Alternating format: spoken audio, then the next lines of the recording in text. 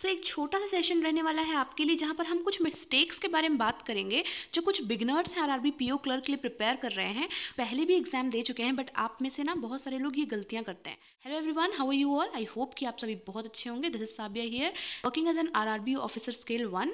यहाँ पर हम कुछ बहुत इंपॉर्टेंट मिस्टेक्स के बारे में बात करेंगे जिसको आपको अभी तुरंत रेक्टिफाई करना ज़रूरी है, ठीक है? Without any further delay let's begin the session. The first one here will be not choosing the correct option between English and Hindi. ठीक है, बहुत सारे लोग ना इंग्लिश मीडियम के होते हैं और उन्हें लगता है कि वो सिर्फ इंग्लिश ही दे सकते हैं, बट उनके इंग्लिश में अच्छे मार्क्स नहीं आ रहे होते हैं, फिर भी आप हिंदी को एक बार भी नज़र नहीं डाल रहे। मैं आपको हमेशा यही सजेस्ट करती हूँ कि एक बार आप हिंदी का मॉक देकर देखिए। और अभी आप ये बोलेंगे ना कि अभी तो प्रीलिम्स का तैयारी कर रहे हैं, बट ऐसा थोड़ी ना करना है आपको। यही तो कहती हूँ कि अभी से मेंस की प्रिपरेशन करनी है, तो ये सारी चीज़ें इन एडवांस आप डिसाइड कर लीजिए, ठीक है? और मेंस की प्रिपरेशन भी साथ साथ में करते रहिए। तो यहाँ बार आप अच्छे से 3-4 अटेम्प्ट्स करके देख लीजिए कि आपको कौन सा ऑप्शन चूज़ करने पे आपके ज़्यादा मार्क्स आ रहे हैं बार बार। फिर आप फाइनली उसी को सेलेक्ट करिए और फिर अपनी प्रिपरेशन बिगिन करिए।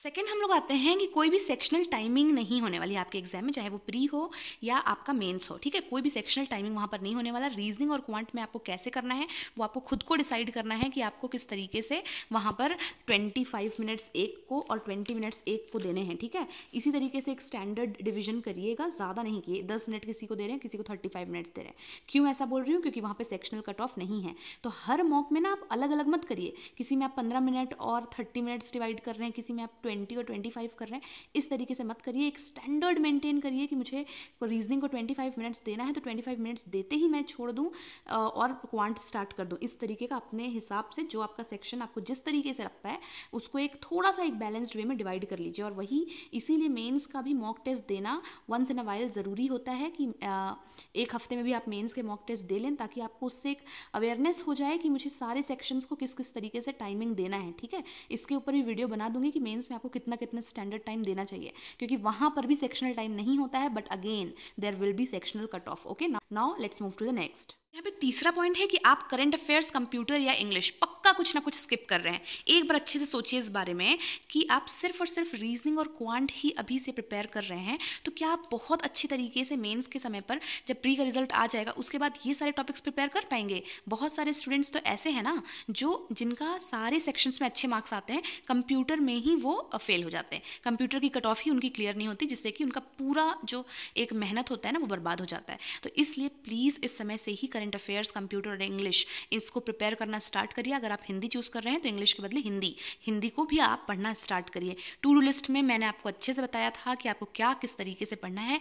आरआरबी पीओ क्लर्क की एक प्रॉपर स्ट्रैटेजी वीडियो भी मैंने डाल रखी है, इसका लिंक डिस्क्रिप्शन में रहेगा, देख लीजिएगा। लेकिन ये सारी चीज़ें स्किप मत करिए। करंट अफेयर्स भी डेली आपको उसके लिए टाइम देना ही देना है, ठीक है? नेक्स्ट चीज़ मैं आपको बताती हूँ कि आप ना सिर्फ क्लर्क लेवल, आपको लगता है कि नहीं मेरे से पीओ नहीं निकल पाएगा, ठीक है, मेरे से नहीं हो पाएगा, तो आप क्या करते हैं, सिर्फ क्लर्क भर रहे हैं और सिर्फ क्लर्क लेवल के मॉक दे रहे हैं। सबसे पहली चीज़ तो आप दोनों फिल करिए, ठीक है?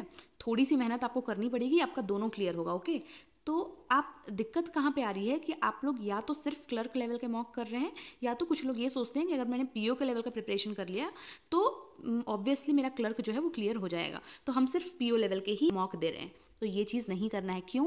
दोनों का एक मिक्स रखना है। क्यों?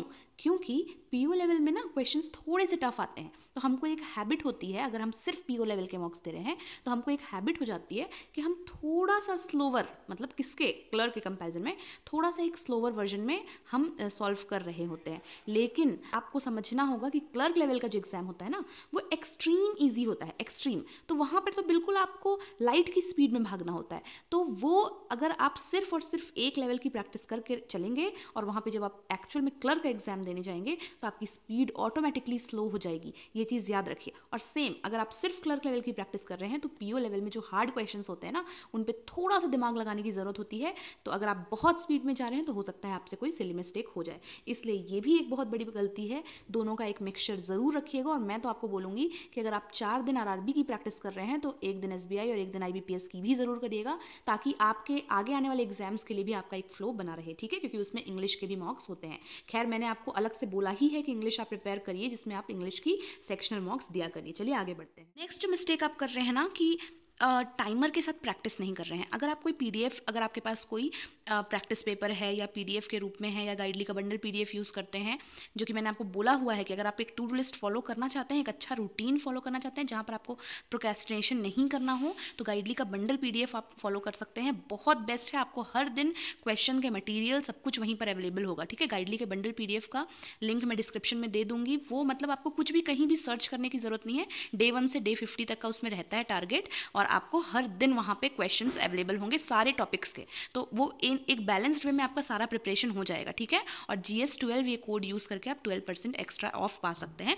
तो जब जो भी आप प्रैक्टिस कर रहे हैं ना, जो समझ लीजिए उस PDF को प्रैक्टिस कर रहे हैं या आप कोई बुक से प्रैक्टिस कर रहे हैं, तो आप टाइमर के साथ प्रैक्टिस नहीं कर रहे हैं। ये आपकी बहुत बड़ी गलती है, ठीक है।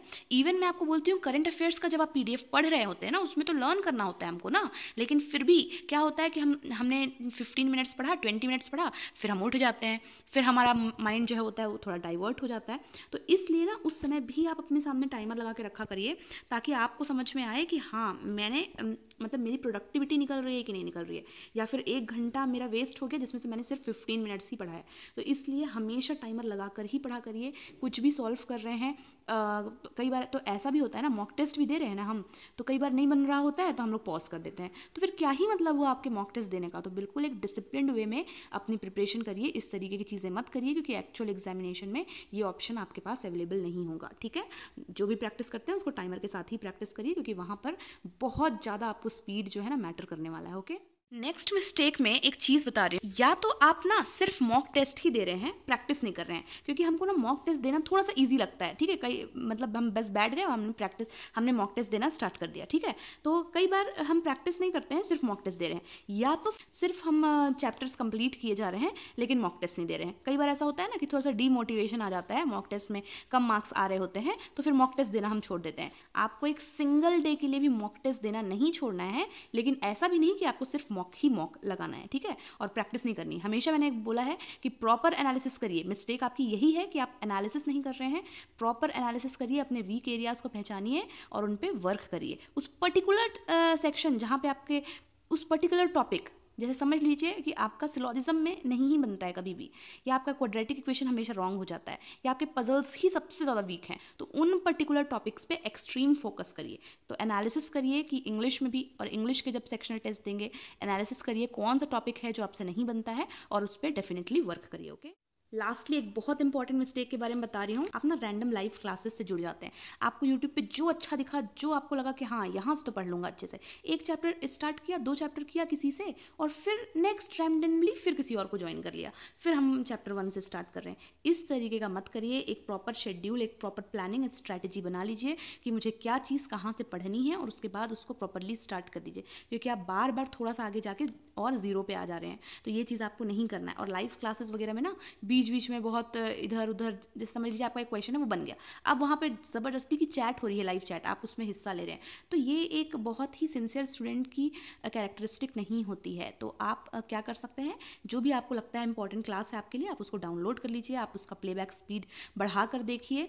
ये सारी चीज़ें आप करें ताकि आपका टाइम जो है वो सेव हो, ठीक है। शेड्यूल बना के काम करें, क्योंकि आप शेड्यूल बना के अगर नहीं कर रहे हैं, रैंडमली कुछ भी कर रहे हैं, तो आपका टाइम वेस्ट होता है। हर दिन शेड्यूल बनाएं कि ये जो मेरा टॉपिक है आज मुझे उसे कंप्लीट करना है। इस तरीके के चेक बॉक्स होने चाहिए, यहाँ पर डेट होना चाहिए, और डेट वाइज इस तरीके से कॉलम डिवाइडेड होने चाहिए, और हर दिन आपका जो जितने भी टॉपिक्स हैं ना उस पर इस तरीके का एक टिक लगना चाहिए। मैं हमेशा अपने स्टडी के दौरान, हमेशा प्रिपरेशन के समय पर इस तरीके की चीज़ें किया करती थी। तो समझ लीजिए सब में टिक लगा, एक में क्रॉस लगा, तो मैं अगले दिन क्या करूँगी, इसको ज़्यादा समय दूंगी और यहीं से स्टार्ट करूँगी। हमको दिखता रहता है कि हमारी प्रोडक्टिविटी निकल के आ रही है, ठीक है। हम ज़बरदस्ती एक ही 2 सब्जेक्ट में पूरा दिन नहीं गंवा रहे हैं, और सच में हम सारी चीज़ें अच्छे से बैलेंस्ड वे में प्रिपेयर कर रहे हैं। तो ये जो टाइम टेबल अपने सामने कहीं पर एक पेस्ट कर लीजिए, इस तरीके की डायरी मेंटेन करिए, ठीक है। So that was all for today my dear aspirants. आपको इस तरीके के वीडियोस मिलते रहेंगे जो कि आपकी प्रिपरेशन को एफिशिएंट बनाएंगे। प्रिपरेशन कर रहे हैं उस समय पर जो भी आपसे मिस्टेक्स हो रही हैं जाने अनजाने में, और किस तरीके की आपकी अप्रोचेस होनी चाहिए, आपको क्या स्टडी मटेरियल पढ़ना चाहिए, फ्री चीज़ें कहाँ पर अवेलेबल हैं, वो सारी चीज़ें मैं आपको अच्छे से बताती रहूँगी जब तक आपका एग्जाम क्लियर ना हो जाए। तो प्लीज़ चैनल को सब्सक्राइब कर दीजिएगा, और वीडियो अच्छी लगती है तो लाइक करके शेयर भी कर दीजिएगा। नोटिफिकेशन बेल को ज़रूर हिट कर दीजिएगा ताकि आपको आगे आने वाली वीडियो की नोटिफिकेशंस मिलती रहें। So that was all for today. This is Sabiya signing off. See you in our next session. Till then stay happy, stay blessed, keep learning, and thank you so much for watching.